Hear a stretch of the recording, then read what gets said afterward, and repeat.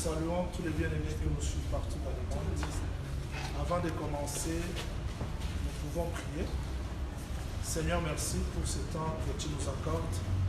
Nous nous remettons sous ta grâce, sous ta miséricorde. Assiste-nous, facilite la compréhension. Au nom du Seigneur Jésus-Christ, nous avons ainsi prié. Amen. Ok. Nous prenons le premier texte qui va nous aider à comprendre ce que nous voulons étudier. Je suis dans Genèse. Genèse chapitre 1er. Genèse chapitre 1er. Je lis le verset 14.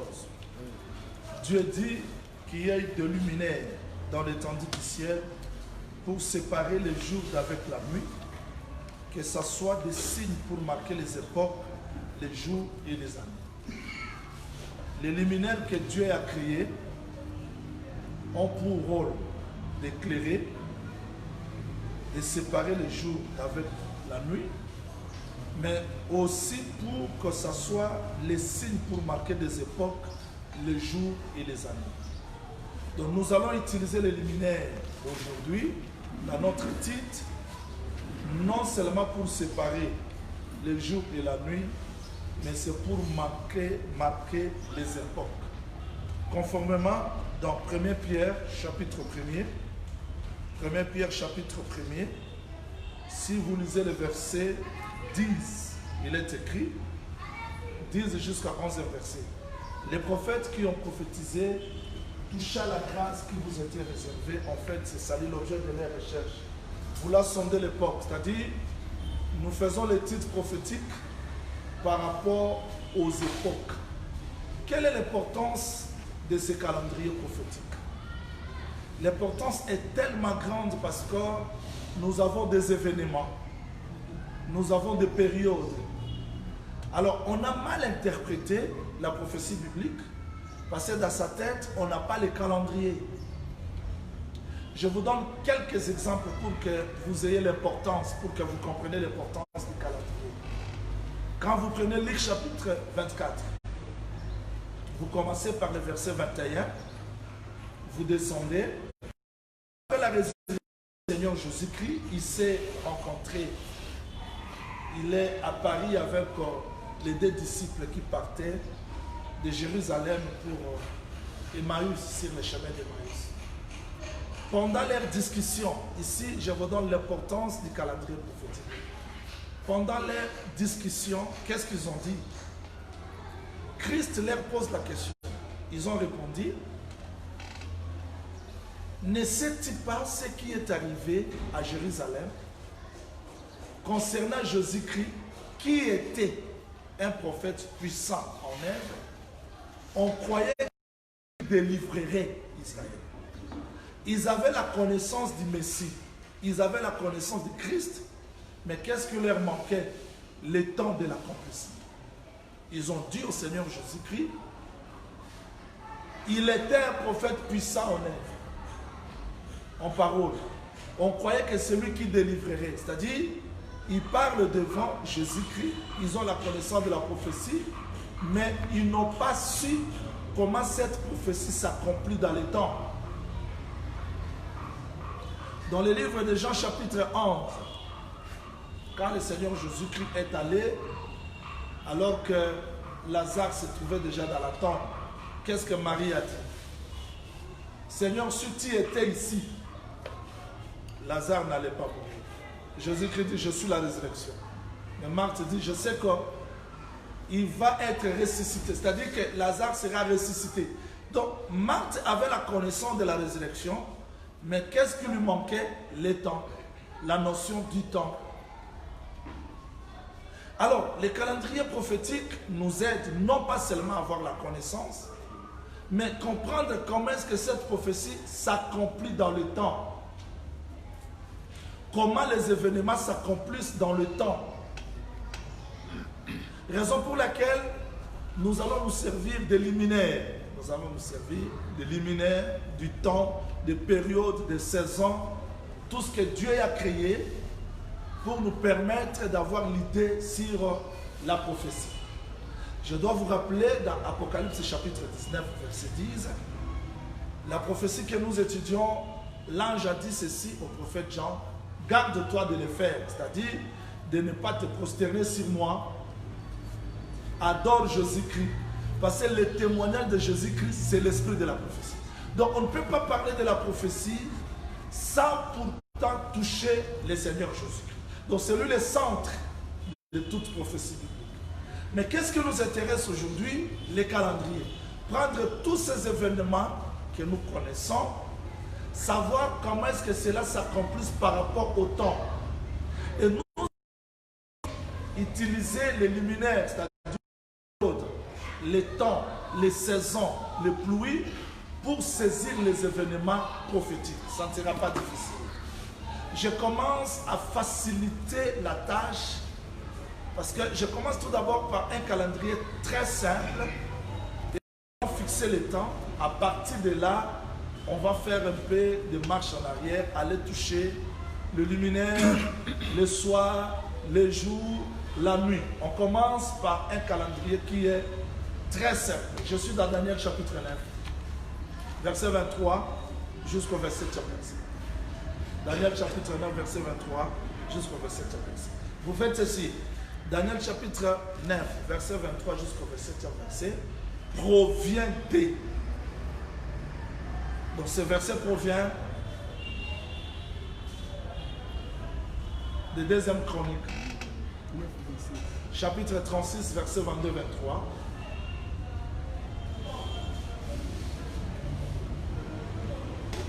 Vous ajoutez Daniel chapitre 9, verset 1er jusqu'au deuxième verset.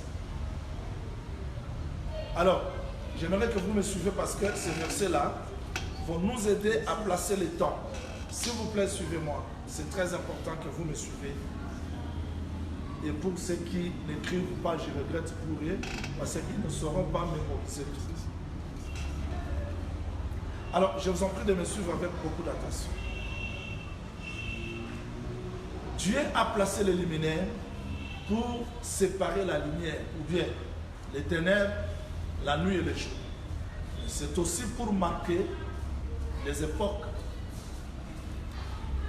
Ici, je commence par placer un calendrier qui va nous aider à comprendre les événements, comment est-ce qu'on va faire les mariages, on va faire ce qu'on appelle, on va transposer les prophéties pour que nous ayons un peu l'idée complète de ce que nous voulons dire. Dieu s'est servi d'un peuple, et ce peuple-là, c'était Israël. Avant que Dieu se serve d'Israël, il y avait des nations qui ont dominé. Mais je commence le calendrier prophétique en Israël, bien que les nations interviennent. Israël, après la mort de Salomon, Israël se divise en deux royaumes.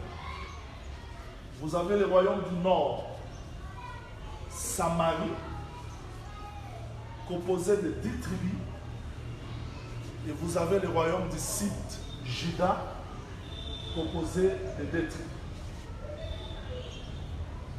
Là, vous avez Samarie, ici, vous avez Jérusalem.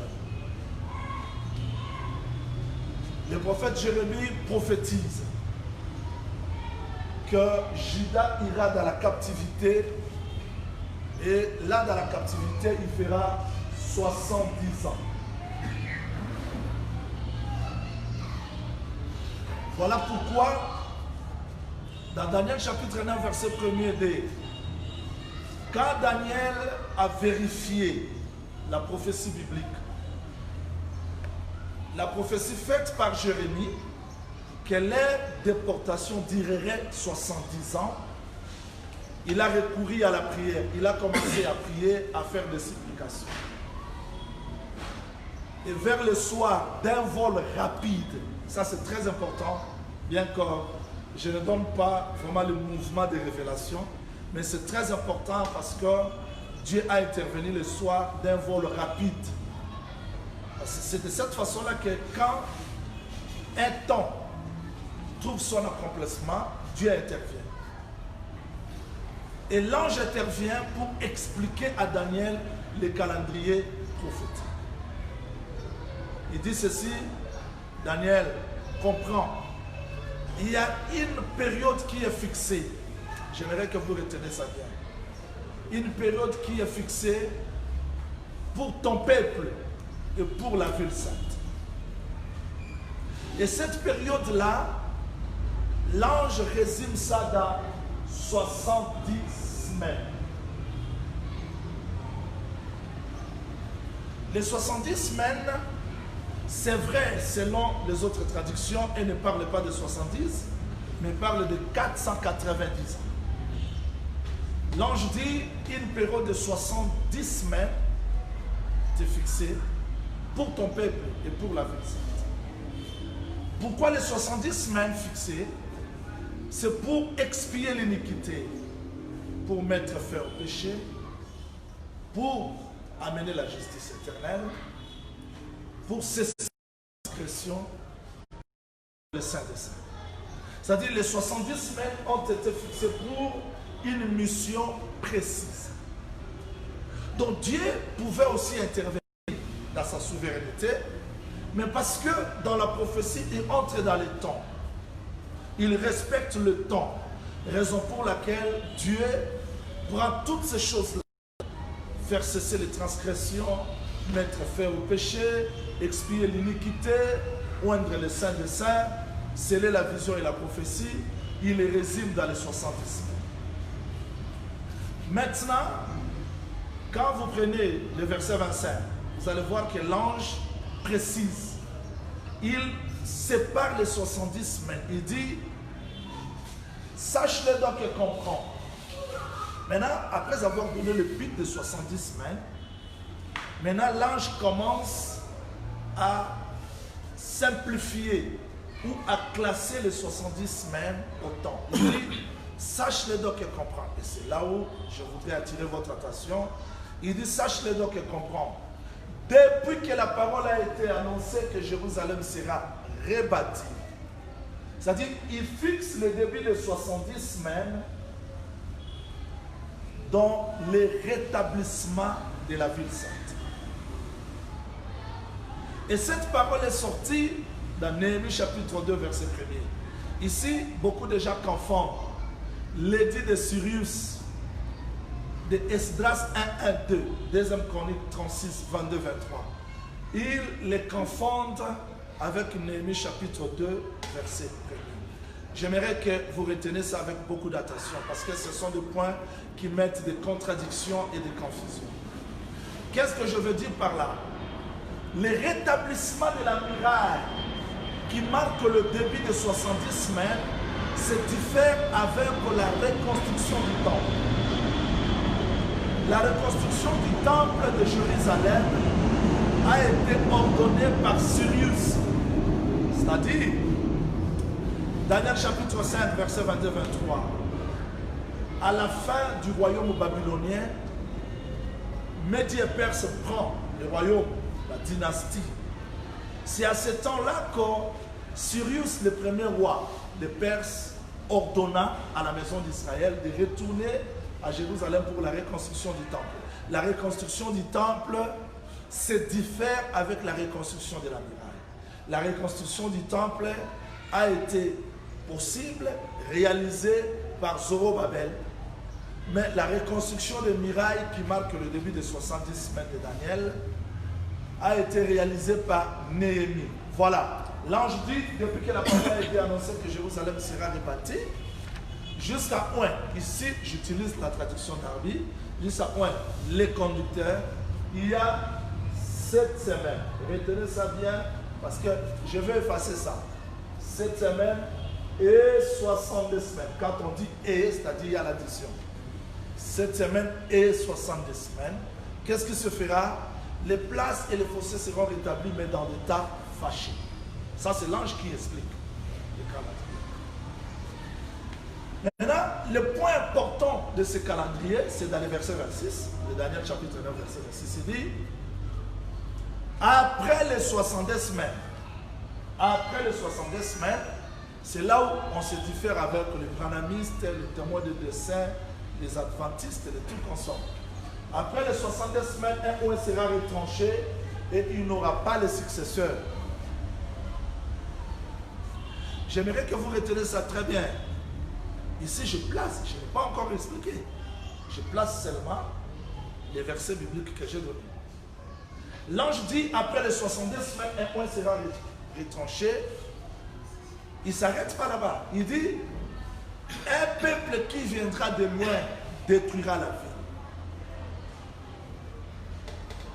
ville. Les dévastations, au pluriel, retenez ça, les dévastations dureront. C'est-à-dire, après les 70 semaines, l'événement le plus important, c'est le retranchement des oints. Et oint qui est retranché sans avoir un successeur, c'est le Seigneur Jésus. Amen. C'est-à-dire que par là, on montrait la mort du Seigneur Jésus-Christ comme oint qui doit être retranché. Et ceci s'accomplit avec le reste de la prophétie biblique parce que après le retranchement des oints, il y a la destruction de la ville et les dévastations au pluriel. Les dévastations dureront jusqu'au terme.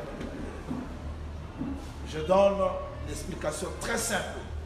Je suis dans le livre de Matthieu chapitre 22. Matthieu chapitre 22, verset 2 jusqu'au 8e verset. Le royaume des cieux est semblable à un homme qui organisa le festin. Il a envoyé ses serviteurs pour faire venir les invités. Et les invités ont décliné cet appel, cette invitation. Il le renvoie, c'est-à-dire pour la deuxième fois, il a envoyé. Les serviteurs s'en allèrent, arrivés là. Les gens qui étaient comme les invités se sont jetés sur les serviteurs du maître, ils ont bâti. Et enfin, ils n'ont pas répondu à l'appel. Celui qui organisa le festin pour son fils, qui est le royaume bien sûr, il dit parce que ces gens-là ont refusé de répondre à mon appel, j'envoie ma troupe. Vous voyez, le refus de l'invitation a comme conséquence la destruction de la ville. Si on me comprend. La troupe entre dans la ville, elle détruit. Elle détruit pourquoi? Parce que ces invités ont décliné l'appel du roi. C'est là où j'explique qu'après les 70 semaines, un oint est retranché, c'est-à-dire la mort du Seigneur Jésus-Christ, et un peuple qui viendra détruire la ville, c'est ce que Christ a dit de ta visite, les jours de ta visite. Mais les jours viendront, vous voyez, où votre ville sera dévastée. C'est-à-dire, après le retranchement des oints et la mort de Christ, nous entrons dans le temps de dévastation. Pour ceux qui écrivent, ajoutez Luc chapitre 21, verset 34. Luc chapitre 21, verset 34. Jérusalem sera foulée aux pieds des nations. C'est-à-dire le retranchement des oints fait que la grâce quitte Israël et Dieu entre dans les nations. J'aimerais que vous me suivez parce que je fais le résumé et je vais avancer plus vite. C'est-à-dire, dans le calendrier prophétique, nous avons le premier temps, Israël, Dieu avec Israël, et la mort de Christ, retenez ça bien, la mort de Christ met fin au temps d'Israël et ça ouvre la parenthèse pour les païens. Mais vous allez voir que dans cette parenthèse, il n'y a pas la continuité. C'est-à-dire que la mort de Christ met fin au temps où Dieu s'occupait de la maison. Les païens, nous sommes entrés. Le mois, nous sommes entrés, voilà, je fais ça. C'est-à-dire que ça, c'est le temps de l'église. Et je fais l'enlèvement de l'église, met fin au temps de l'église. Et Dieu va continuer la dernière semaine avec la maison d'Israël. Voilà pourquoi on dit ceci dans le verset 27. On dit, il fera une solide alliance avec plusieurs pendant une semaine. Là, je vous répète seulement le verset biblique. Qui fera une solide alliance? Ici, je vais attirer votre attention. Il fera une solide alliance avec plusieurs pendant une semaine. C'est-à-dire, à part cette semaine, 70 semaines, il y a la dernière semaine qui est restée. Une semaine qui est restée. Le texte dit, il fera une solide alliance avec plusieurs pendant une semaine, et vers la moitié de la semaine, c'est-à-dire la dernière semaine est divisée en deux parties, vers la moitié de la semaine, il cessera les sacrifices. Les dévastateurs, maintenant, les dévastateurs c'est au singulier, alors qu'il y a eu les dévastations au pluriel, mais ici les dévastateurs c'est au singulier. La dévastation, c'est-à-dire ici, la moitié de la semaine, le sacrifice est cessé et nous entrons dans la dernière moitié de semaine. J'aimerais que vous reteniez, parce que ça c'est le calendrier le plus facile. Retenez ça, je vais donner une pensée effacée pour entrer dans un autre. Donc, nous allons étudier 3 calendriers et à la fin, on résume ça dans un calendrier. D'accord? D'accord? Je vais dire quoi au juste? Dans la dernière semaine, il y a première moitié, deuxième moitié. Pour ceux qui écrivent, ajoutez Daniel chapitre 12, verset 12. Daniel 12, 12. Ajoutez ça. Daniel 12, 12. Depuis le temps où cessera le sacrifice perpétuel et où sera dressée l'abomination du dévastateur, il y aura 1290 jours. C'est là où je vais maintenant expliquer dans un langage très simple. Les 70 semaines que nous étudions, ce ne sont pas les 70 semaines de jours, mais ce sont les 70 semaines d'années. Ézéchiel 4, 6, je te pose un jour pour une année. C'est-à-dire, si nous prenons un jour comme une année, c'est facile de considérer une semaine comme combien d'années? Une semaine comme combien d'années? 7 ans. Et c'est simple. Une semaine, c'est 7 ans. C'est-à-dire que quand nous étudions, il reste une semaine, ce n'est pas semaine de jour, mais ça reste combien? 7 ans. 7 ans divisé en 2 moitiés, c'est-à-dire il y a 3 ans et demi, 3 ans et demi. Ok? Maintenant, Daniel 12, 12 dit quoi? Depuis le temps où cessera le sacrifice perpétuel et où sera dressée l'abomination du dévastateur. L'abomination du dévastateur sera dressée où? Ne t'en faites pas. Si tu ne comprends pas, reste calme. Je place seulement le calendrier et je vais maintenant donner l'explication. Ne cherchez pas à me comprendre par vos efforts. Vous allez me comprendre parce que la première des choses que j'ai faites, c'est de placer le calendrier et maintenant commencer l'explication. Je termine à placer le calendrier comme janvier jusqu'au décembre. Après cela, je vais dire 16 janvier, il y a tel événement, 17 janvier. Ça, c'est, je termine tout d'abord le placement des calendriers. Tout le monde me comprend?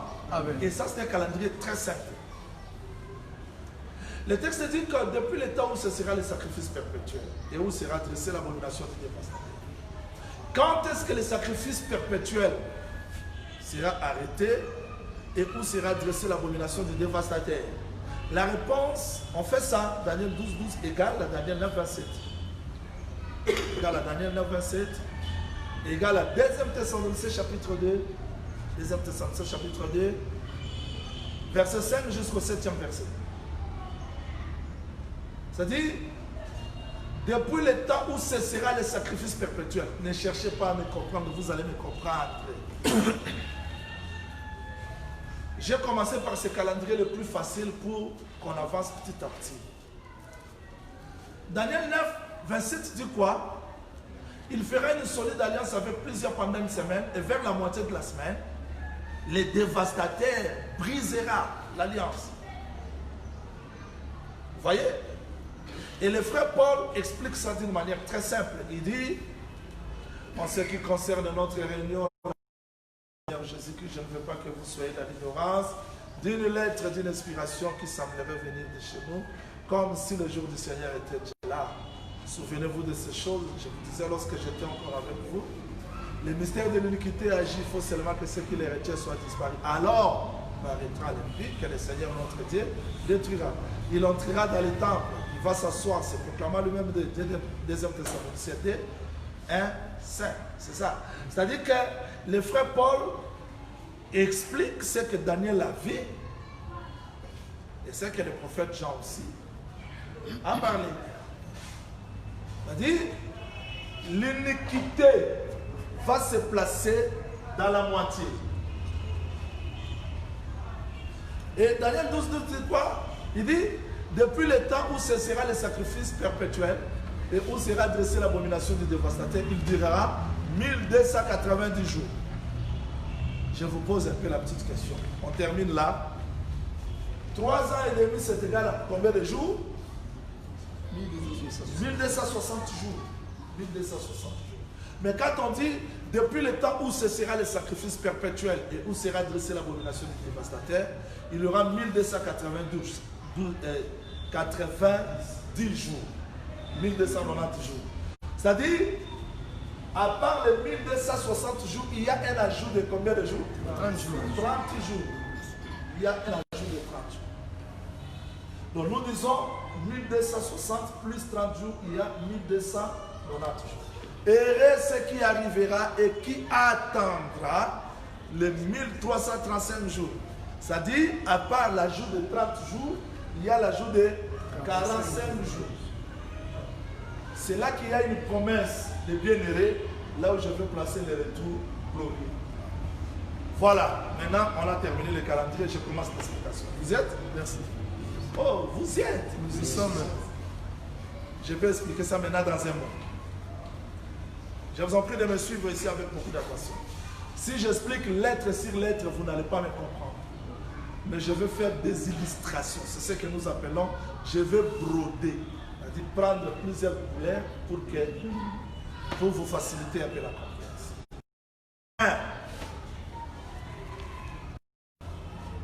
Le premier temps, c'est le temps où Dieu s'occupe de la maison d'Israël. Faire quoi? Reconstruire la muraille. Reconstruire tout.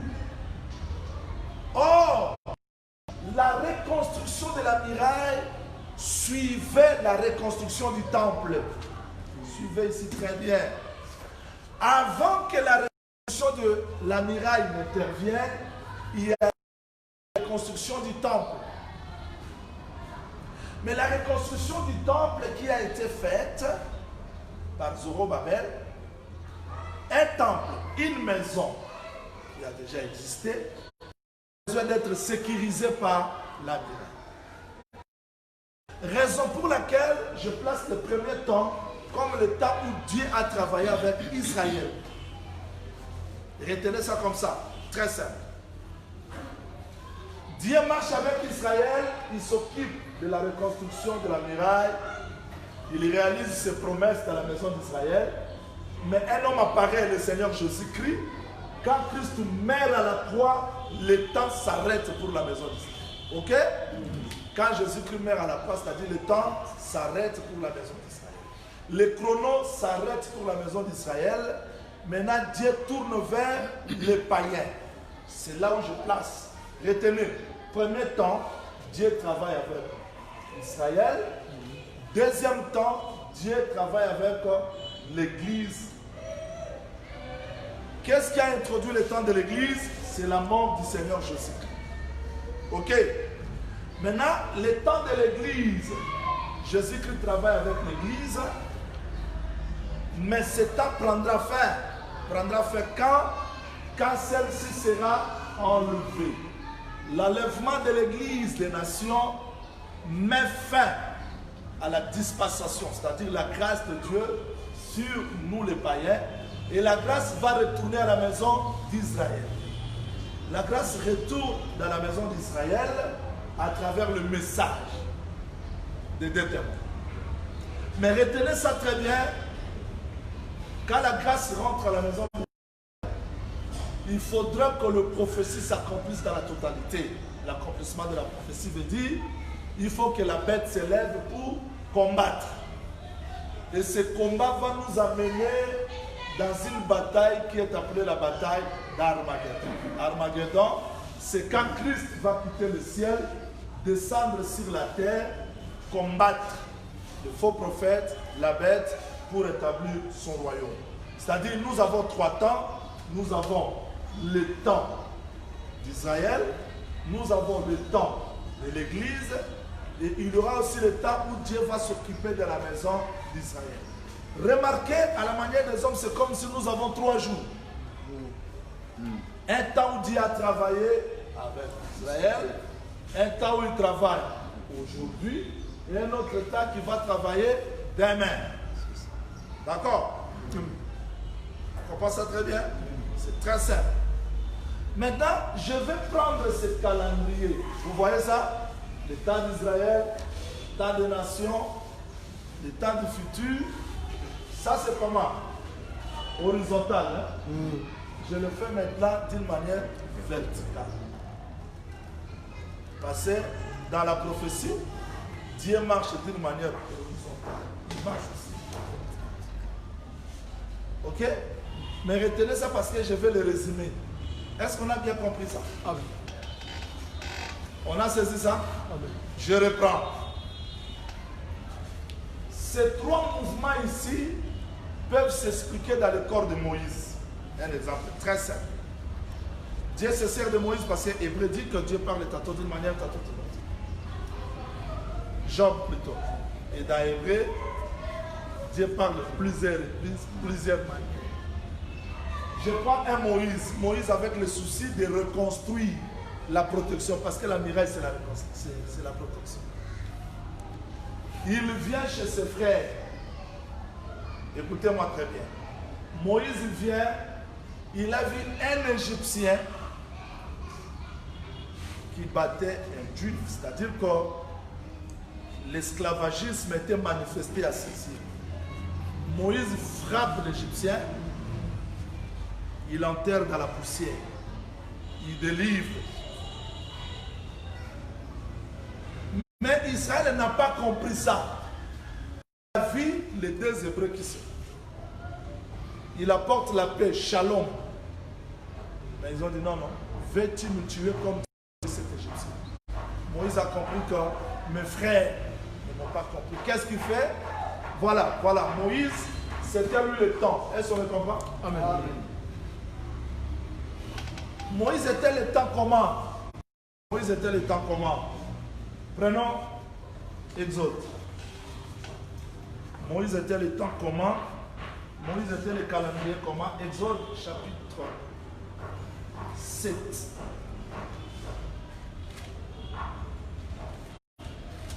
Exode chapitre 7.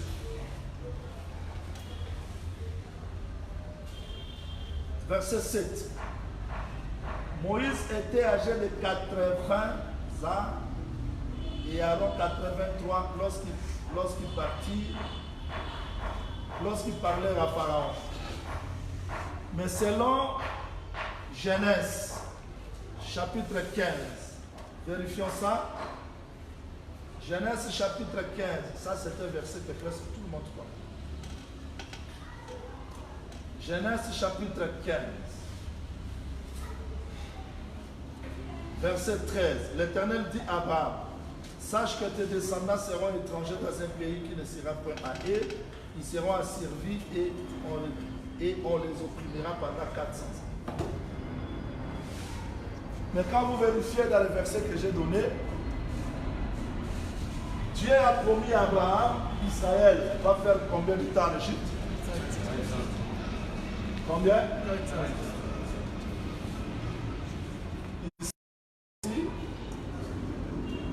430 ans. Ça, c'est un rappel que tout le monde connaît. Israël est sorti dans 430. Quand Israël sort dans 430, Moïse avait quel âge? 80. Maintenant, quand Dieu promettait 400 ans, Moïse avait quel âge? 50. Quand Israël a fait 430 ans, Moïse a 80. Quand Israël a fait 420, Moïse avait combien? 60. 410, Moïse avait combien?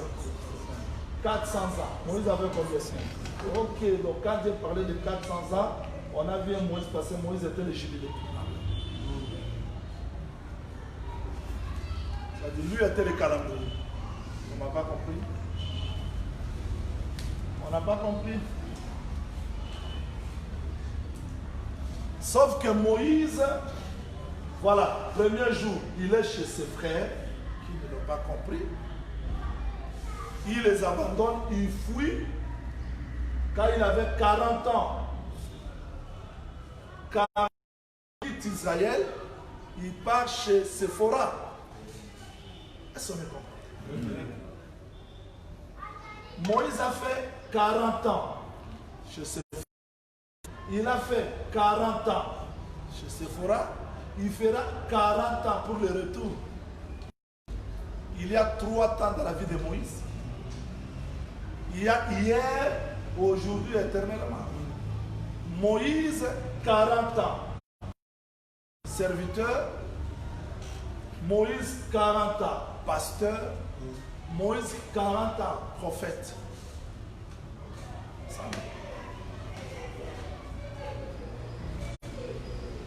C'est seulement pour vous faire comprendre que quand Moïse a 50... Bon, maintenant, cherchons. 50e année de Moïse, l'a trouvé où? Chez Séphora. Ça dit que quand Israël faisait 400 ans, il fallait qu'il sorte parce que Dieu avait promis. Mais parce que le 50e année, Moïse se trouve chez Séphora, ils doivent rester pour attendre jusqu'à ce que Moïse revienne. Est-ce qu'on comprend ça? Ça, c'est le calendrier. Maintenant, simplifions ça.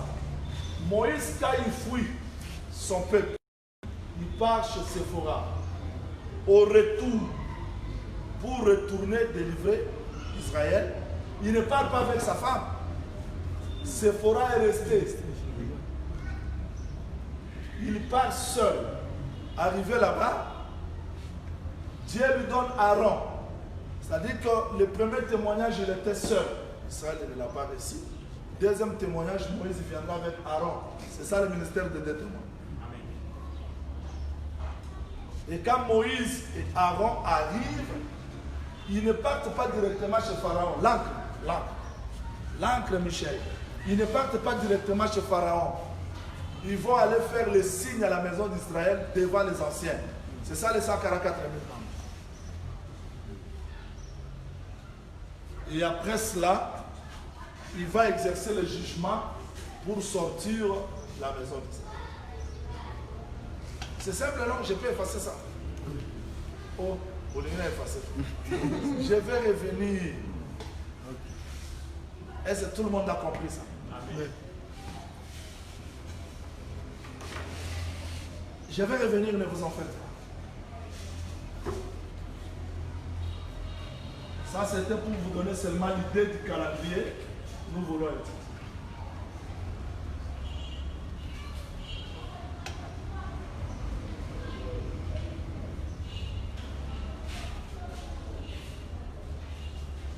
Voilà pourquoi ce calendrier, nous pouvons le résumer non plus d'une manière horizontale, mais verticale. Genèse 8, verset 22. Genèse 8, verset 22. J'explique ce calendrier maintenant à l'année. Genèse 8, 22. Tant que la terre subsistera, il y aura quoi? Il y aura semaille et moisson. Il y aura été, hiver. Il y aura jour et nuit. Donc ça c'est Dieu qui explique tant que la terre subsistera, il y aura semaille, hiver, semaille, moisson, été, hiver, jour, nuit, chaleur, froid. Donc Dieu résume le temps. Dieu résume l'année dans les deux temps. Est-ce qu'on me comprend? Amen. Il y aura semaille et moisson, il y aura été, hiver, il y aura jour, nuit, il y aura froid et chaleur. C'est-à-dire, nous voulons maintenant prendre ces calendriers, les placer dans le semaille, moisson, été, jour, nuit, chaleur, froid. C'est ça que je crois. nous faisons l'étude du calendrier prophétique. Ça, c'est pas moi qui l'ai dit. Dieu dit, tant que la terre subsistera, il y aura sémence et moisson, été, hiver. Ok? Oui.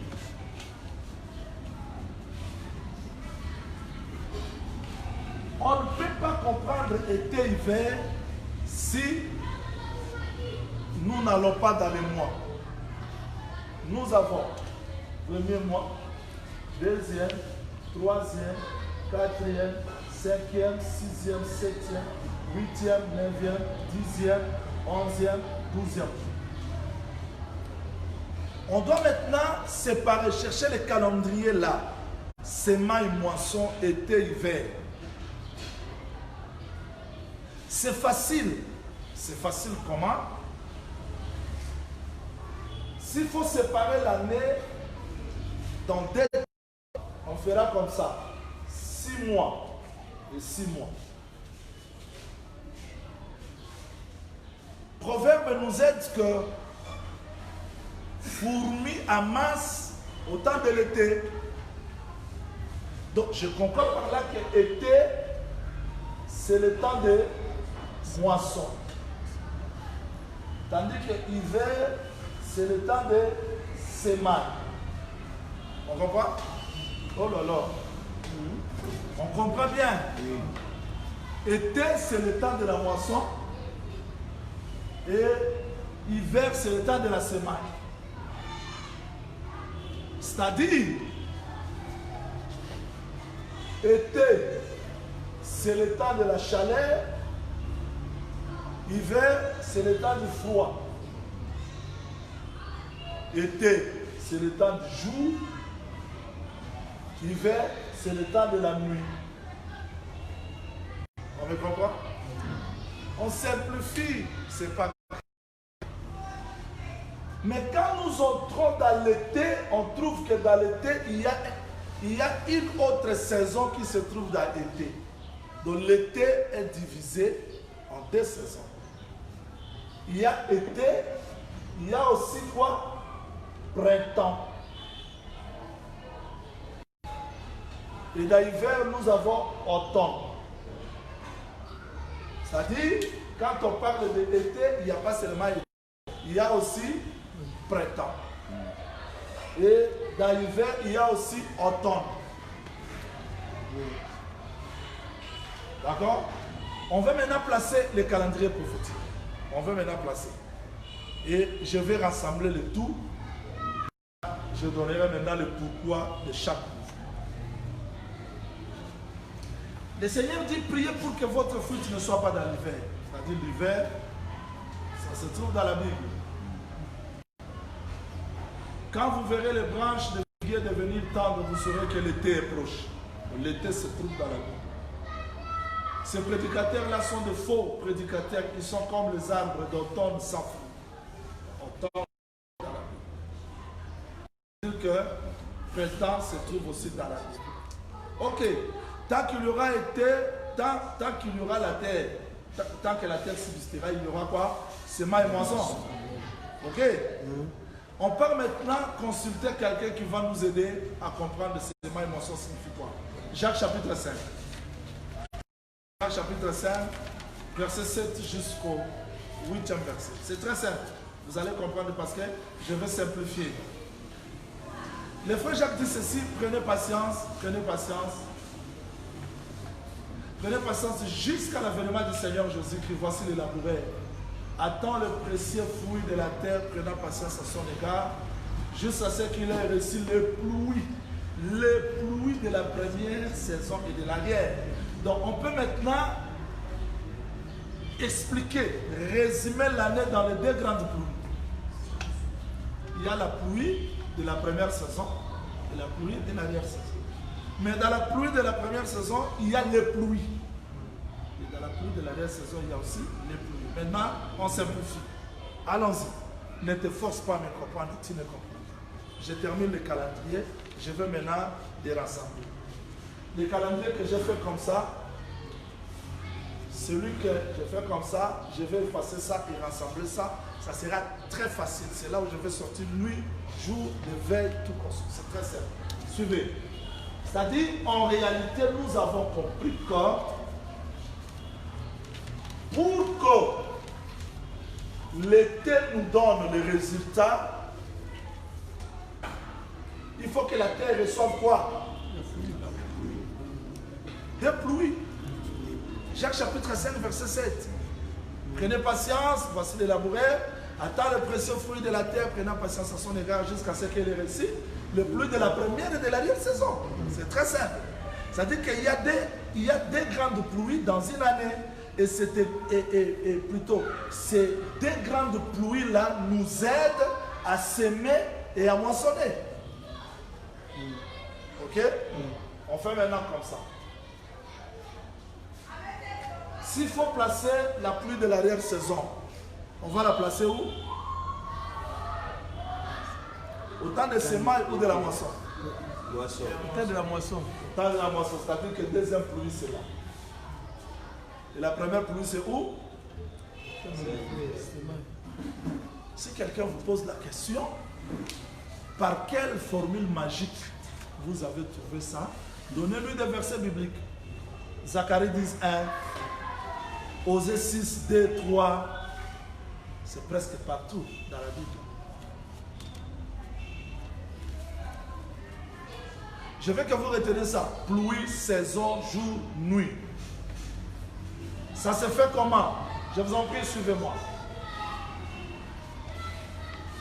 Je vous en prie de me suivre ici avec beaucoup d'attention. On fait maintenant comme ça.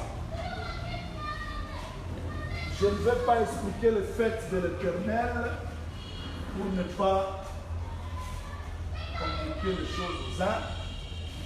Mais je vais simplifier ça. Remarquez, 3 premiers mois forment la saison du printemps.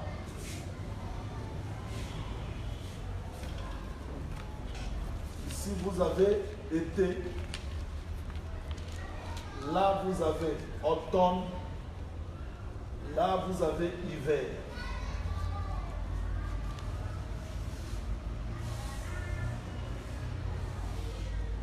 Vous allez remarquer que à partir du premier mois, c'est-à-dire mi-mars-avril, selon le calendrier juif, biblique, vous trouverez que les Juifs devaient présenter la gerbe prémisse du champ. Mais quand on présente la gerbe prémisse du champ ici, c'était quantième, vous avez premier sabbat, second sabbat, et le jour après le sabbat, 15e jour, on présente la gerbe considérée comme le prémisse.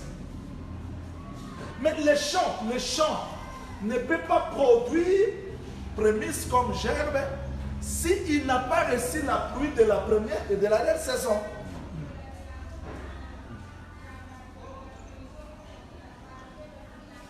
Maintenant, la gerbe qui est présentée ici, elle est présentée comme les représentants de tout le champ.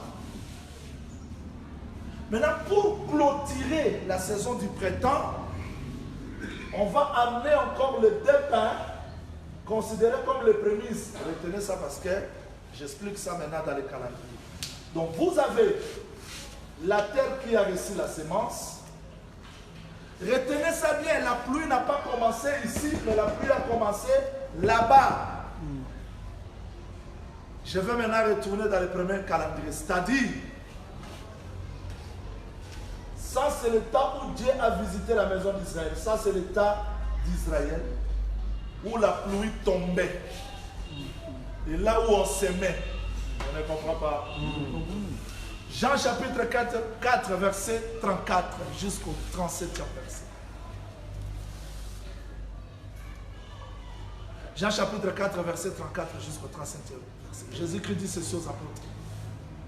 Vous dites qu'il y a 4 mois jusqu'à la moisson. Là, il est dans 40e mois. Vous dites qu'il y a 4 mois jusqu'à la moisson. Il parlait où? Vous dites qu'il y a 4 mois jusqu'à la moisson. Donc Jésus-Christ respectait aussi le temps de la moisson. Oui. Quand il dit, il y a 1, 2, 3, 4 mois jusqu'à la moisson. Qu'est-ce qu'il a caché? On ne peut pas arriver à la moisson Si la terre ne reçoit pas la pluie du 3 mois, ça. Oh là là, c'est ça. Amos chapitre 4, verset 7, jusqu'au 9e verset. Amos 4, 6, 7. Qu'est-ce qu'Amos dit? Je vous ai refusé la pluie 3 mois avant la moisson. Ça, c'est Dieu qui explique que pour qu'on arrive à la moisson, il faut qu'il y ait la pluie de 3 mois. Ça, c'est pas moi qui l'ai dit. Je ne raisonne pas. C'est le texte. Je vous ai refusé la pluie 3 mois avant la moisson. Un champ a reçu la pluie. Un autre champ qui ne l'a pas reçu, c'est-à-dire la pluie de 3 mois est refusée pour un champ, non pour un autre champ.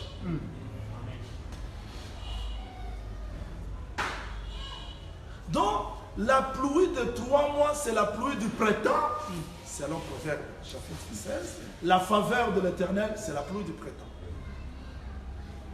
Maintenant, Jésus-Christ dit, vous dites qu'il y a 4 mois jusqu'à la moisson, parce qu'il sait qu'on ne peut pas arriver à la moisson si les 3 mois, la pluie de la dernière saison, ne sont pas manifestés à la terre. Mais moi, je vous dis, levez vos yeux. Les champs. Je vous ai envoyé travailler dans un champ qui n'est pas le vôtre. Les uns ont travaillé. Qui ont travaillé? Les prophètes. C'est-à-dire, le temps de semaine, c'est le temps où Dieu a travaillé avec Israël. Et la pluie qui les accompagnait, c'était Deutéronome chapitre 32, verset 2-3. Moïse, à son temps, quand il a expliqué les cantiques à la maison d'Israël, il a montré la pluie comme la loi. Amen. Et Isaïe 55 vient me rejoindre. Isaïe 55 dit clairement que la pluie tombe comme la parole. Tout ce que Moïse donnait comme la loi était la pluie. Ok? Mais cette pluie ne pouvait pas manifester la sémence parce qu'on attendait la pluie qui amène la sémence à la maturité. Acte chapitre 3, verset 23. Jusqu'au 25e verset. Convertissez-vous pour que le temps de réfléchissement arrive. Quel temps? Que Dieu vous envoie Jésus-Christ que le ciel doit recevoir jusqu'au temps de rétablissement de toutes choses. C'est-à-dire que la pluie de l'arrière-saison pour la maison d'Israël, c'est ce Christ-là qui est retenu dans le ciel. Mais aujourd'hui, quand Israël a travaillé, je place première saison, je place le temps ici dans Israël. Donc, s'il faut placer 7 semaines, 70 semaines, on va placer ça ici dans cette saison. 7 semaines, 70 semaines. C'est le jour ou la nuit? C'est le jour ou la nuit? C'est la nuit. Tant que la terre subsistera, il y aura hiver, et jour, nuit, semaine, moisson, chaleur, froid. C'est-à-dire que ce temps ici, c'est le temps de la nuit. Est-ce qu'on me comprend ça? Voilà pourquoi tous les prophètes travaillaient dans la nuit, jusqu'au Jean-Baptiste, qui était comme le coq, parce que lui était entre l'hiver et le printemps. Maintenant, quand Christ apparaît, lui apparaît comme l'arrivée du jour. Parce qu'il y aura nuit, jour, chaleur, froid. Maintenant, quand Christ marche, les semences qui étaient semées au temps de la loi commencent à prendre corps maintenant. On voit, les ailes de ta maison me délivrent. Ce que David a chanté, on les voit maintenant. Donc Jésus-Christ, c'est lui maintenant l'explication de tout ce que les prophètes ont parlé au temps de la loi. Je vais continuer, je s'il me comprend. Vous allez comprendre. Ne vous en faites pas. Je vais résumer ça tout. Ça sera très simple. Voilà pourquoi Dieu veillait à ses corps. Suivez-moi, je vous en prie. Ici.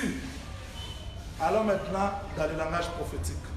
Quand Abraham est mort, il est semé, n'est-ce pas? Oh, il est semé. Isaac est semé. Jacob est semé. Ils étaient semés. Personne ne pouvait être moissonné parce qu'on attendait quoi? La pluie. Ok. Maintenant, toutes les semences enfouies dans la terre ne peuvent pas sortir à la fois. On a besoin de voir le premier fruit de la terre. Maintenant, quand Jésus-Christ meurt, lui aussi est enterré. Mais il devait être ressuscité pour représenter tout le champ qui est resté. 1 Corinthiens chapitre 15, verset 20, Jésus est ressuscité, il est les prémices.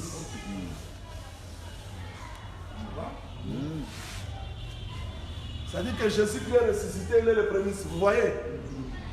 Là maintenant, nous touchons le prémisse qui est la résurrection du Seigneur Jésus. Mais frère Paul ne s'arrête pas là-bas parce que la loi disait quoi? La loi disait quand le champ, suivez ça très bien, quand on prélève la gerbe qui doit être agitée, après 50e jour, on va porter le deux pains qui représentent aussi les prémices.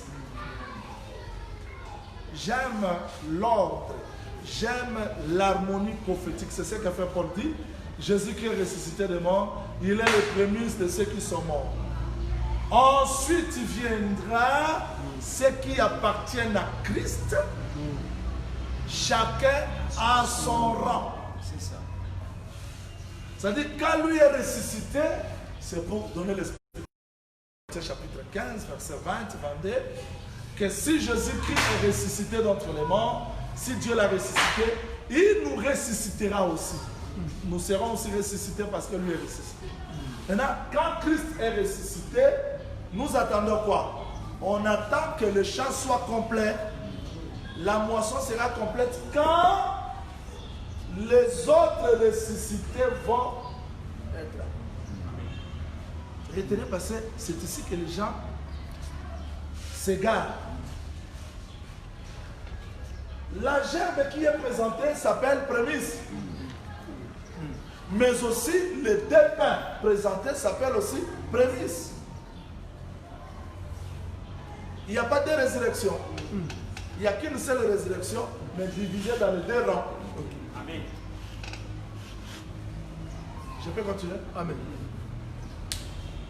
C'est par là où nous comprenons que notre résurrection aussi interviendra dans la même saison pour clôturer la saison de la grâce. Et c'est alors que Dieu va s'occuper d'un autre peuple. Parce que quand les jours se terminent, il faut qu'on commence. Allons-y maintenant terre à terre pour que chacun de nous comprenne. Allons-y. Je prends la fête pour faciliter ce calendrier. Je prends la fête pour faciliter ce calendrier. Ok, la loi disait ceci. Vous êtes dans le premier mois, vous comptez le premier sabbat. Sabbat, avant de présenter la gerbe prémisse, l'agneau est immolé, n'est-ce pas? L'agneau est immolé le 14e jour. Après l'immolation de l'agneau, on présente la gerbe. Ok? Ok. Depuis que l'agneau a été immolé, nous gardons 7 jours de pain sans levain. Vous avez 1, 2, 3, 4, 5, 6, 7 jours. Donc vous avez l'agneau qui est immolé. C'est quoi? Quelle fête? Très bien. Ici vous avez quoi? Prémisse. Et les 7 jours vous avez quoi? Depuis que la gerbe a été agitée, vous compterez 7 sabbats. Vous avez premier sabbat, c'est ça? Deuxième sabbat. On ne sera plus compter troisième sabbat là-bas parce que vous avez déjà 7, 7, 7, 7, ça fait 28. C'est-à-dire que l'autre sabbat tombera dans le second mois. faites seulement les textes, non? Depuis que la gerbe a été agitée, vous compterez 7 sabbats. Vous avez le premier sabbat, deuxième sabbat, troisième, quatrième, cinquième, sixième. C'est-à-dire que 7e sabbat tombera le 3e mois, le mois de Siva. Vous avez 7e sabbat et le jour après le sabbat, vous apportez les 2 pains. Ça s'appelle comment? Pas de compte. Pas de compte parce qu'on a apporté les 2 pains. Là, on clôture la saison de printemps. La saison de printemps est clôturée. Nous entrons dans la saison d'été. 4e mois, on passe. 5e mois, 6e mois, nous arrivons au 7e mois, le mois de Tisri. Premier jour, on convoque la fête par le son de la trompette. Vous comptez 9, 10e jour, le grand jour des expiations. Et le 15e jour. Le 15e jour, c'est 4e jour.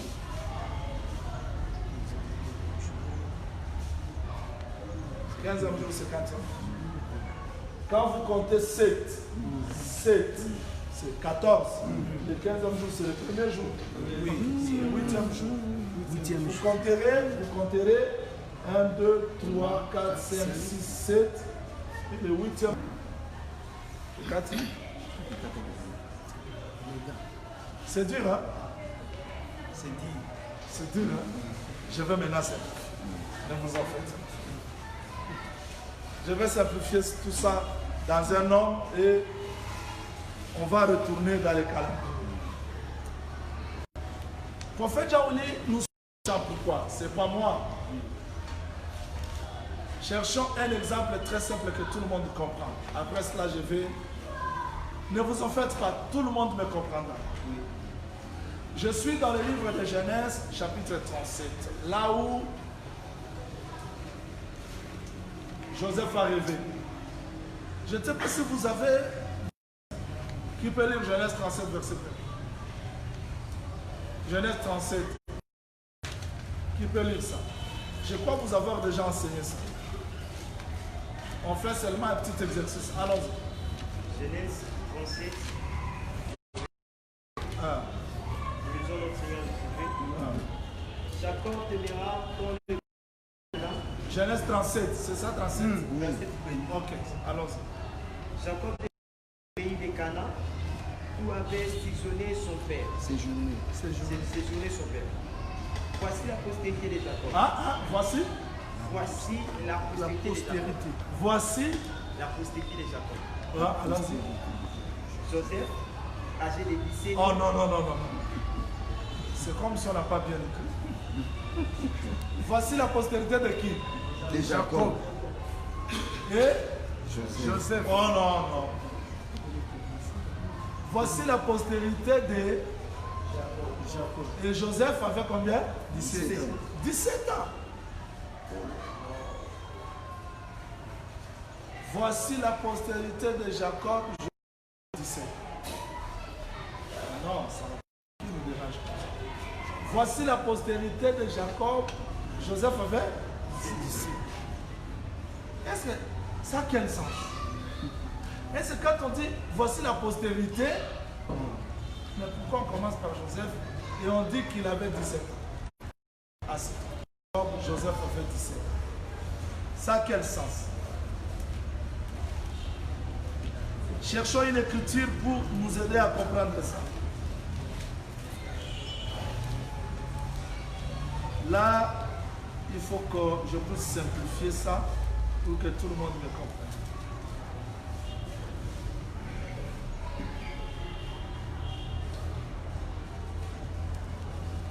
Voici la postérité de Jacob. Joseph avait combien? 17 ans. Alors maintenant, allons-y dans Genèse 47, verset 28. Genèse 47, verset 28. Allons-y frère, lis.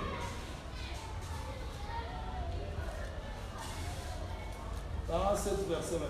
Allons-y. 47, 28. Il faut être rapide parce que beaucoup de gens... 47, verset 28.